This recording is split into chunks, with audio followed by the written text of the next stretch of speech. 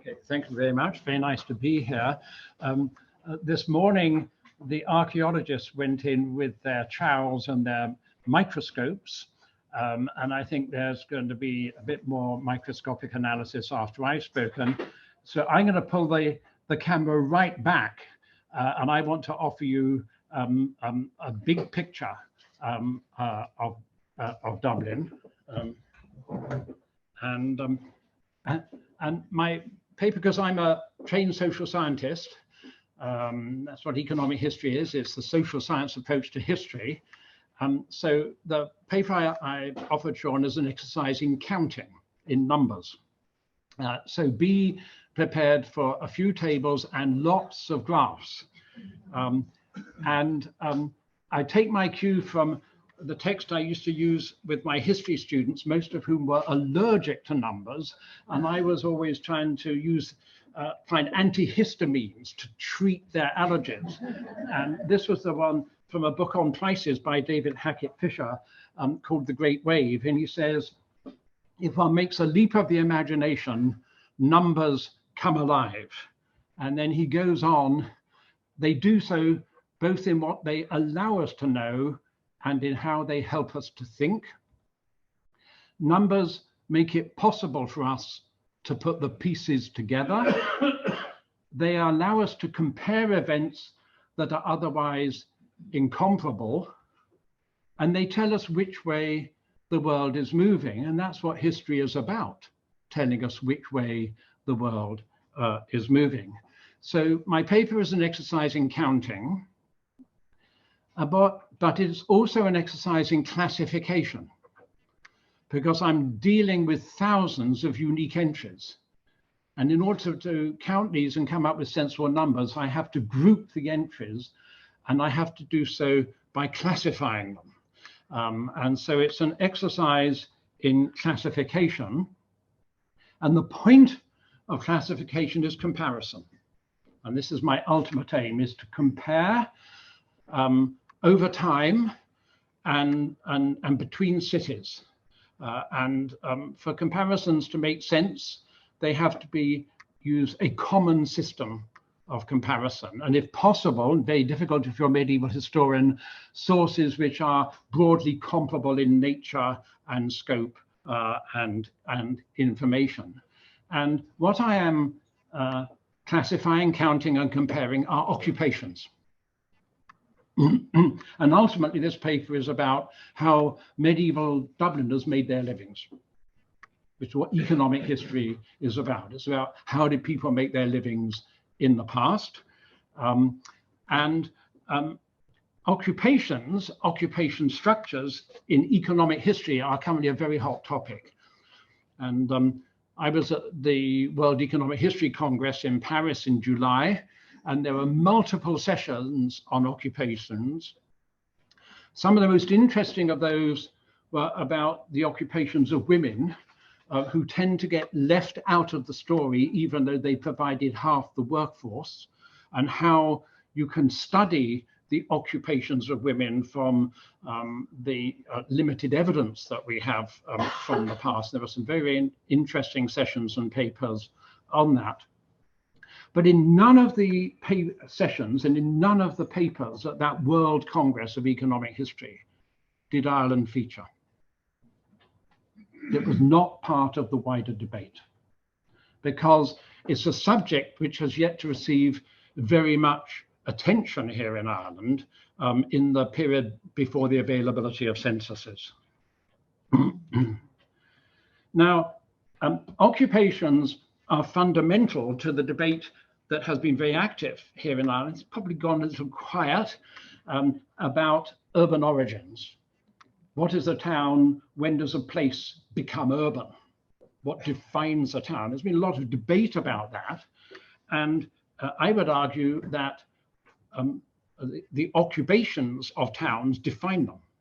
Towns are profoundly different from non-urban places by dint of the occupations that are carried on in them. That is the fundamental difference between a town and a mining community, or a town and a fishing community. Neither of those is agricultural, but neither of them is urban, because they don't have the diversity of occupations that we would expect of a town. Well, here's a town, late 18th century, one small town, Armagh, metropolitan capital of Ireland, a county town with county administration. And there was a remarkable household survey of this carried out in 1770, which has been studied by my colleague Leslie Clarkson, who's one of very few people to look at the occupational structure of pre-modern Irish towns. And I'll highlight just three features of what his study revealed. First, the negligible importance of primary occupations. Primary occupations are farming, fishing, forestry, quarrying, mining. Those are what we call primary occupations. And only 1% of the adult male workforce of Armagh city was involved in any kind of primary activity. So how the city fed itself was by provisioning trades, by bringing in food from outside and provisioning the city. So primary occupations are typically of negligible importance in a functioning town. And instead we get a very broad diversity of secondary and tertiary occupations. So secondary occupations are occupations where you process primary products. So milling, baking, weaving, tailoring, those are all secondary occupations, craft occupations. And then the tertiary occupations are hospitality, entertainment, transport, administration, in all its many forms, personal service, servanthood. Those are tertiary occupations. And you can see how prominent those craft and service occupations are in this small Irish town in 1770. And the other thing that you get in towns is lots, and these are the people really hard to get at historically, lots of labourers. 15% of Armagh's male labour force were labourers, and that's their occupation, is labouring. And many of them will be labouring on construction sites, but they will be labouring whenever they can get the work because they will be casual labour. And we will get a lot of, we would expect to get a lot of these people in towns, often quite transient, and they're very, very hard to get at historically, though maybe they have left a few skeletons around that the archaeologists can find and shed real light on this very important but hard to get at urban group. Well, how typical is Armagh in 1770 of other pre-modern Irish towns? For example, what would the occupational profile of a medieval Irish town look like 400 years earlier? 1770 is way past the Middle Ages. So would a medieval town or city of 2,000 inhabitants look much the same as Armagh, or would it be profoundly different? Well, we can't answer that because we haven't really begun to look at towns' occupations at an earlier point in time. And if we were to look at them, where would we go to find the evidence? Because Leslie Clarkson was able to carry out his study of Armagh, and he carried out a very similar study of Carrick-on-Suir in 1799, because for both towns there were house-to-house surveys. There were in effect unofficial censuses of both of those towns. But you won't get that before the 18th century. I don't know of any, I think maybe there were maybe one or two Italian ones, but where would you find a medieval census return? So if you're a medievalist and you want to study occupations, you have to study them with different sources, and sources which of course are never as good as a fully comprehensive occupational survey. That's the fun of being a medieval historian. Very easy to be a historian when you have straightforward evidence. The real intellectual challenge is when the evidence is less than straightforward.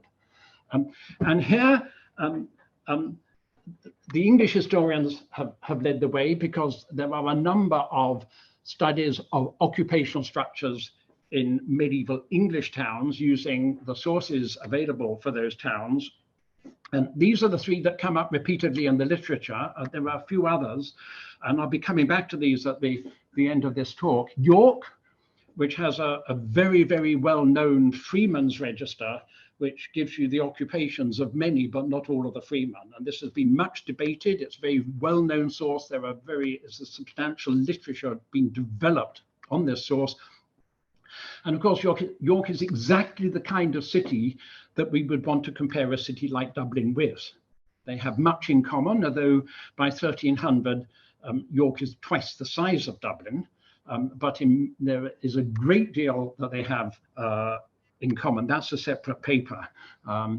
Winchester, which has been the subject of the Winchester Survey and a very, very pioneering bringing together of archaeological investigation with documentary investigation, and the various volumes that fuse the traditions and the evidence of those two sources. And the reconstruction of the occupations of property owners in Winchester, conducted by the late Derek Keane. And then Norwich, I spent a lot of time, my PhD was on Norfolk in the Middle Ages, where incidentally they were selling the contents of cesspits to local farmers.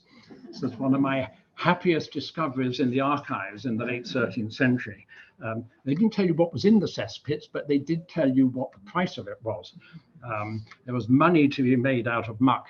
And here we have property transactions, which tell you in many cases the occupations of those engaged in making property transactions.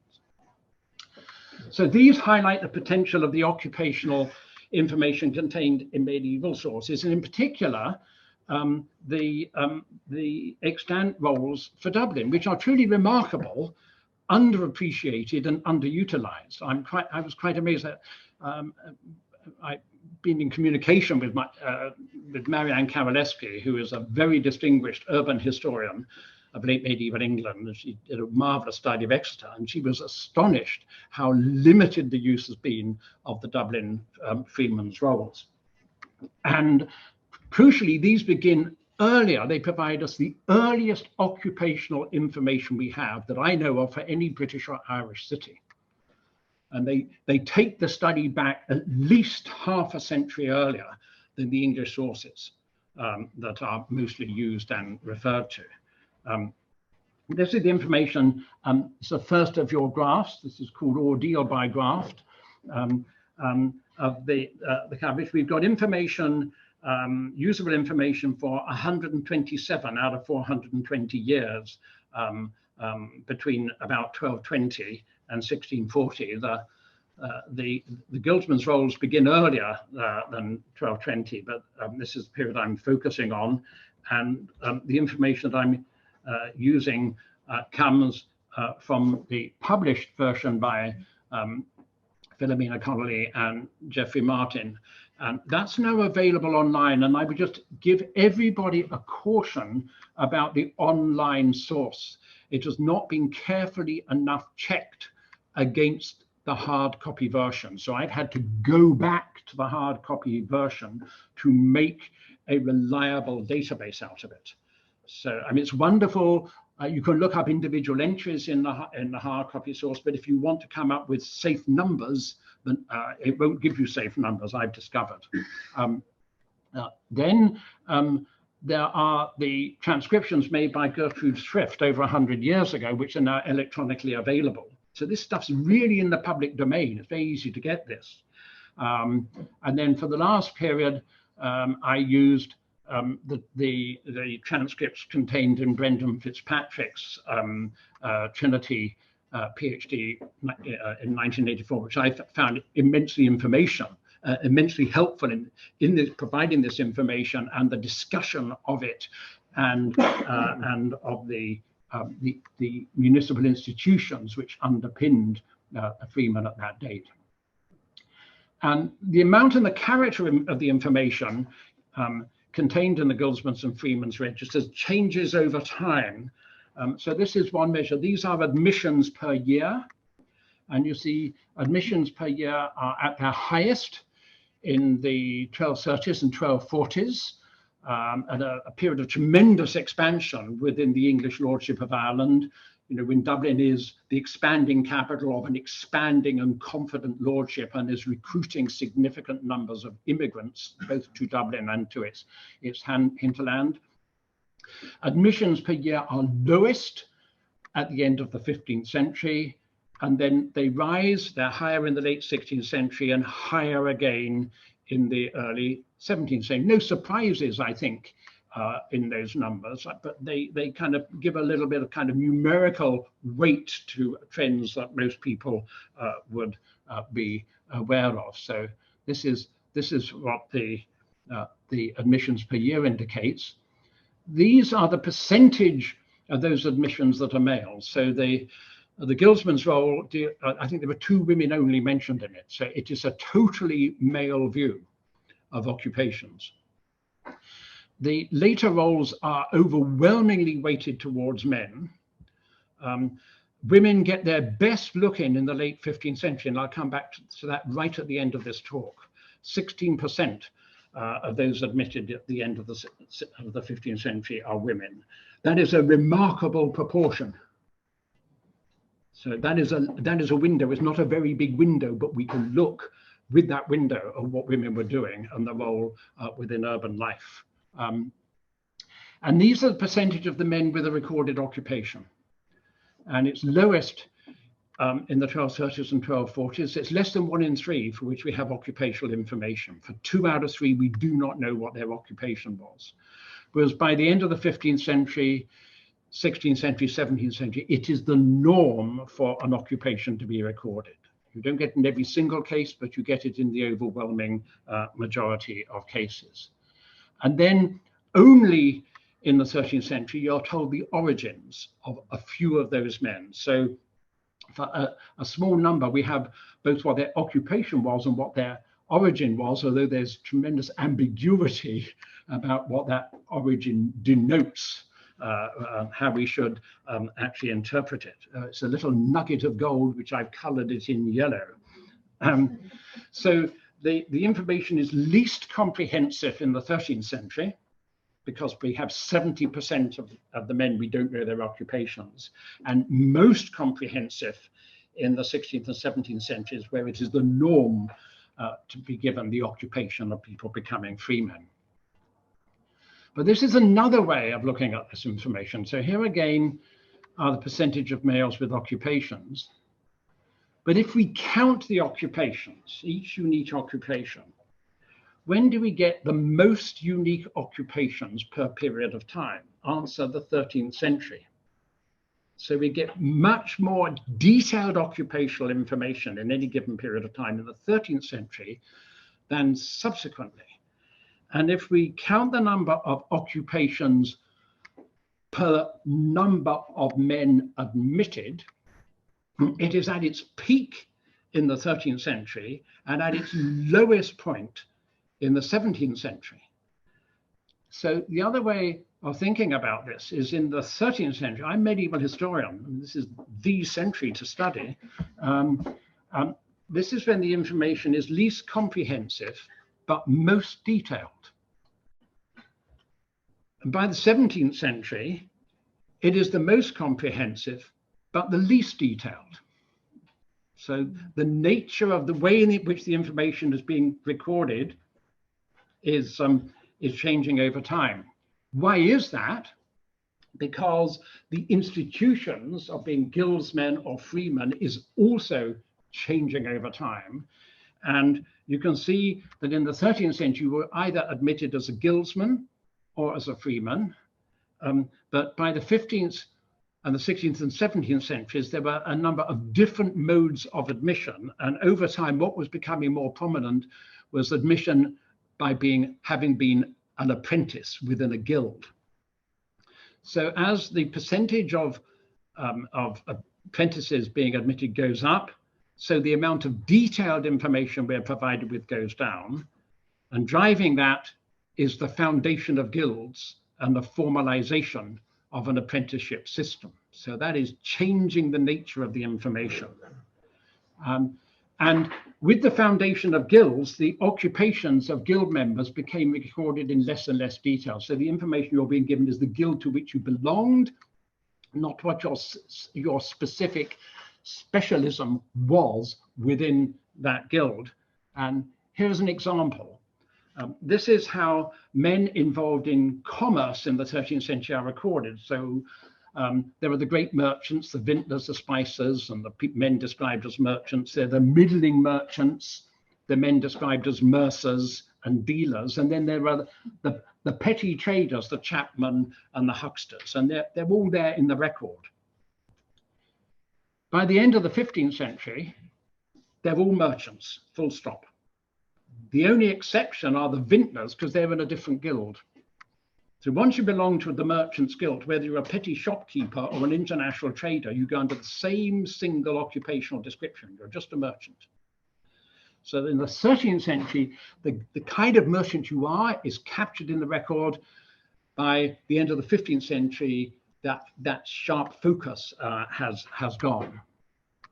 So we have the paradox that the earliest information is actually the most detailed and the most illuminating.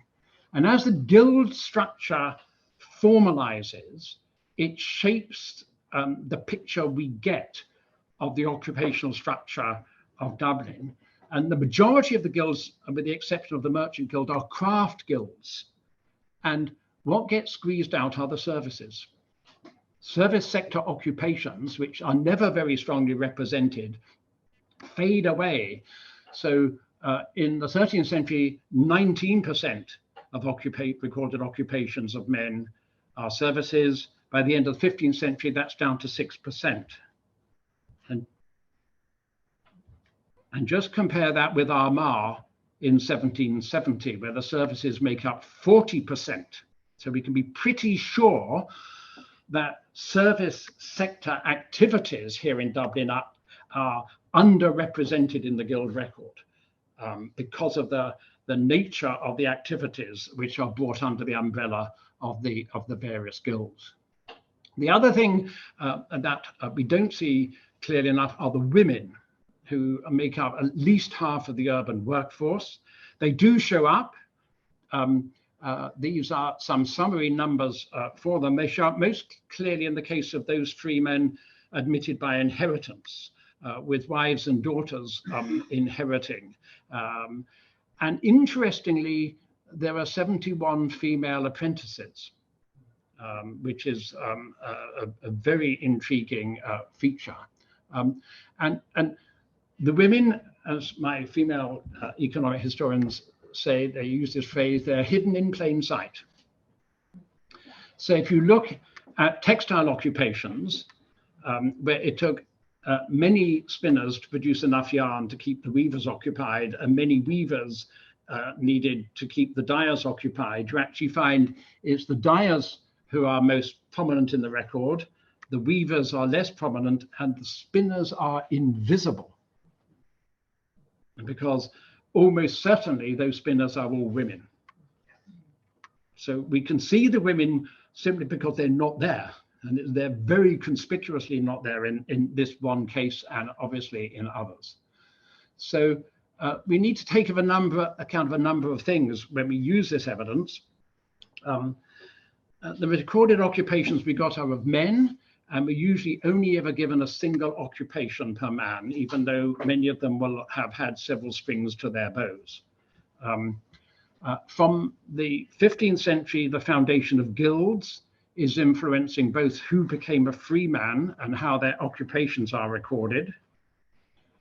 The earliest occupational information is the most detailed, but it's available for 30% of men. So can we safely generalize from those 30%? I think we can, but I can't prove that we can.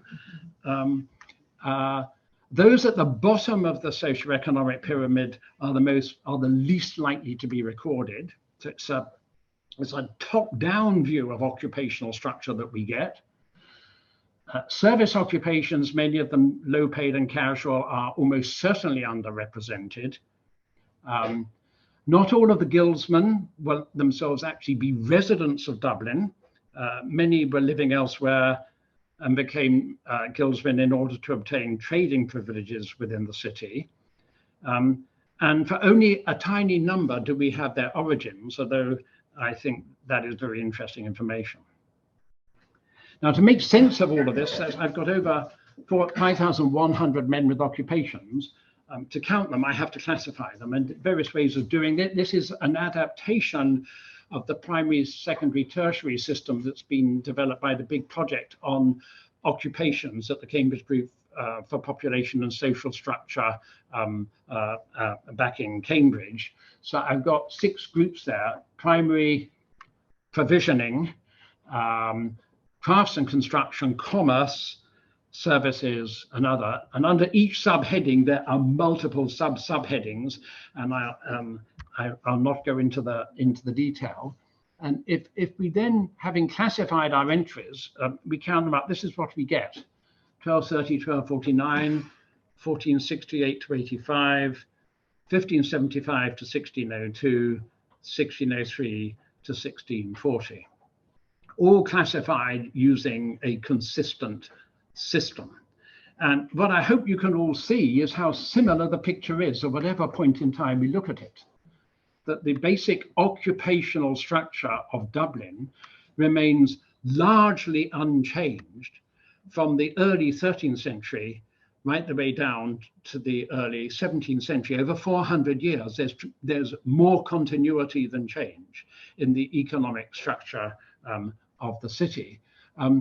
But there are some differences. So if we run a few correlations, if we look at the last 2 periods, 1575 to 1602 compared with 1603 to 1640, they're almost identical.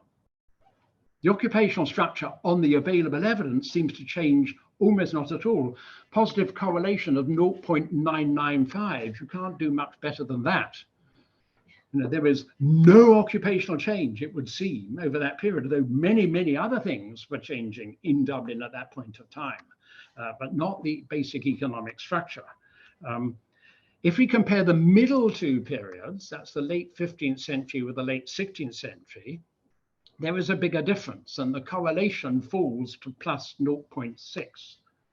So there are more obvious differences there. It's not very surprising. And if we compare the earliest 2 periods, the 13th century with the late 15th century, that's where the biggest difference is. And there's a much weaker correlation there of plus 0.39. So there are clear differences between Dublin in the 1230s and 40s and Dublin in the 1470s and the 1480s. But then look at this. This is Dublin in the 1230s and 40s compared with Dublin in the first 40 years of the 17th century. And the correlation goes right up to 0.89.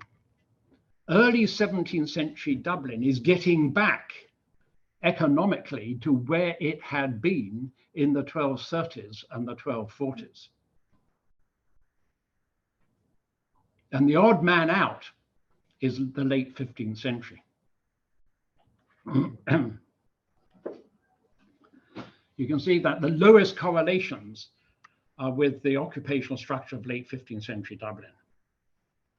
So let's look in a little more detail very quickly at 13th century Dublin. I'm just going to pull out a few highlights here now. Provisioning. Very few people involved in provisioning went on to become free men. Most of them were guildsmen, and that is because many of them had bases outside the city. The butchers were based outside the city. Many of the millers were based outside the city, and they're selling their produce into the city, which is why they needed to become guildsmen. None of the 21 butchers admitted as a guildsman became a freeman. And only one of the 21 fishermen admitted as a guildsman became a freeman. There's a clear differentiation here.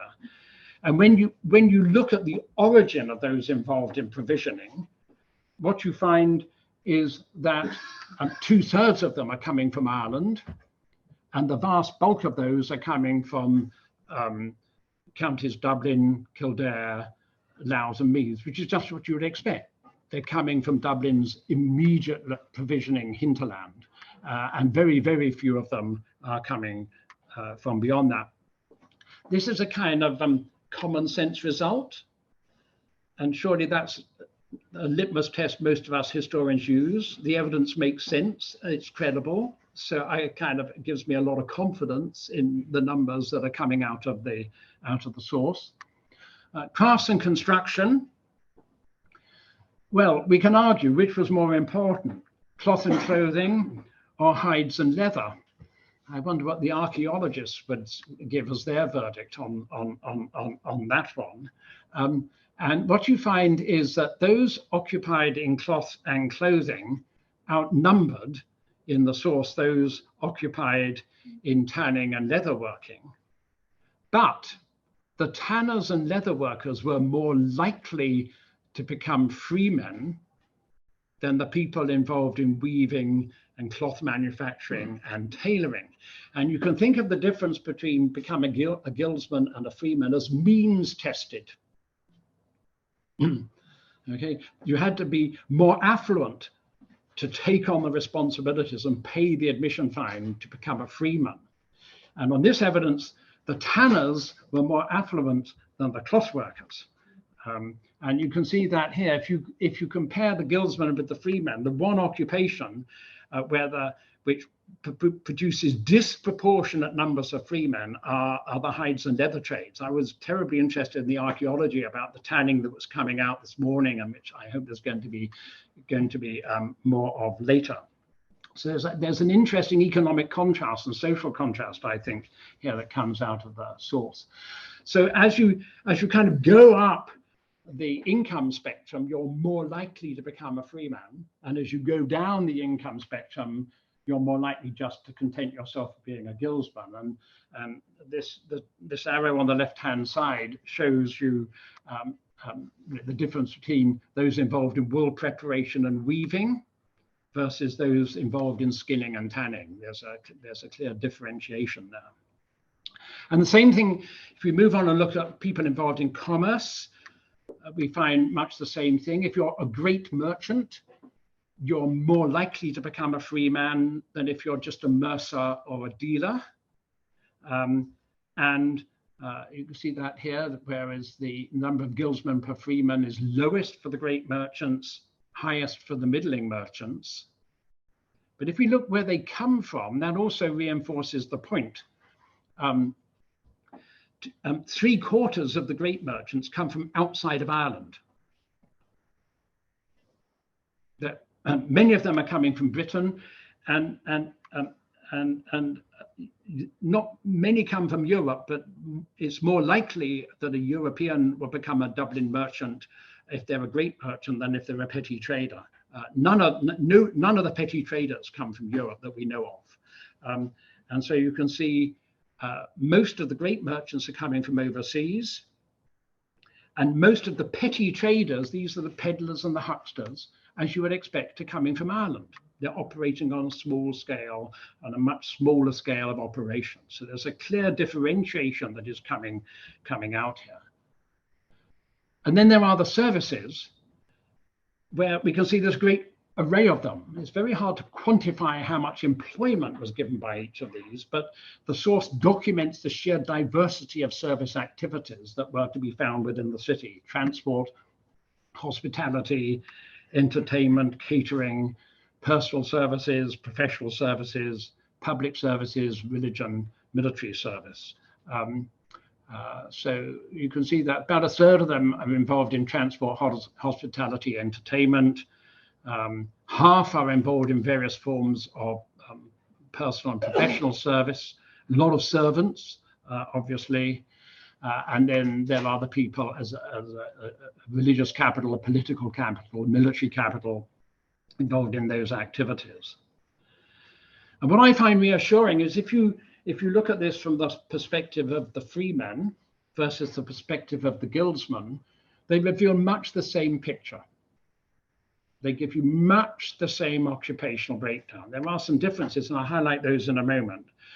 And that's the case whether we just compare like with like, just the guildsmen and freemen from 1230 to 1249, or if we take all of the guildsmen from 1190 to 1265 and compare that with just the freemen that we have for the 30s and 40s. And you get much the same picture with both. And when you get differences, we get guildsmen dominating the provisioning trades, which is hardly surprising because they're more likely to be operating from outside of the city. And we have rather more, relatively more female than guildsmen in the craft occupations, which are more likely to be undertaken within the city and where you'll get master craftsmen developing. So let me finish by looking at Dublin very quickly in comparison. I think I have 5 minutes. Okay, so let's go back to York, Winchester, and Norwich, and how similar or different is early 13th century Dublin in its occupational structure from these three English cities at the end of the 13th, so beginning of the 14th century. And when you compare them, you get much the same picture. You get more or less the same activities are showing up. Almost no primary employment. They're all dependent upon foodstuffs and raw materials being brought into the city from outside. Provisioning is important because the cities have to be fed, and hence the provisioning trades are very important. They all have manufacturing at the core of their economies. They're all manufacturing towns. So craft work in its various forms is fundamentally important alongside construction. Men who made their livings primarily from commerce are present, but not in a huge number. They don't make up a large slice. They typically make up only about a fifth of the urban population. These are the merchants and the spicers and the vintners and the mercers. The craft workers will be involved in commerce, but commerce will not be their primary source of livelihood. And then there are the services. And which of these cities in occupational structure does Dublin most closely resemble? Well, here they are, Dublin and York. Correlation 0.988. They're almost identical on this very broad brush comparison. Now, and this is in both cases reconstructed from Freeman Guildsman's registers. So the source is broadly comparable that the picture is reconstructed from. Same strengths and same weaknesses in both cases. Dublin is least like Winchester, although the correlation is very close, plus 0.887. So not quite as identical to Winchester as to York. Much the same size as Winchester. Winchester has about 10, 11, 12,000 people in 1300, which I think is around about the figure that Harold Clark would give for Dublin, so broadly similar in size. The differences come out more strongly between these towns if we look a little more closely. So this is looking at the craft sector, the industrial occupations, cloth and cloth working, hides and leather, metal working, assorted crafts and construction. And here, in fact, the city that Dublin is most like is Winchester, because in neither city does any single activity of craft production account for a majority. You've got, in both cities, you have a broad spread of craft activities, but no one activity is absolutely preeminent. This, I think, is one of the striking features about the economy of 13th century Dublin. It has all these activities, but no single one of them is preeminent. Whereas, if you look at York and at Norwich, in both of them, the hides and leather trades account for 50% of the occupied male workforce. So these are much more developed industries. So yes, Dublin had a developed tanning and leather industry, but it was not developed on the scale and to the extent of the equivalent tanning and leather industries in cities like Norwich and York at the end of the 13th century. So I think there's quite an intriguing difference there that invites further thought.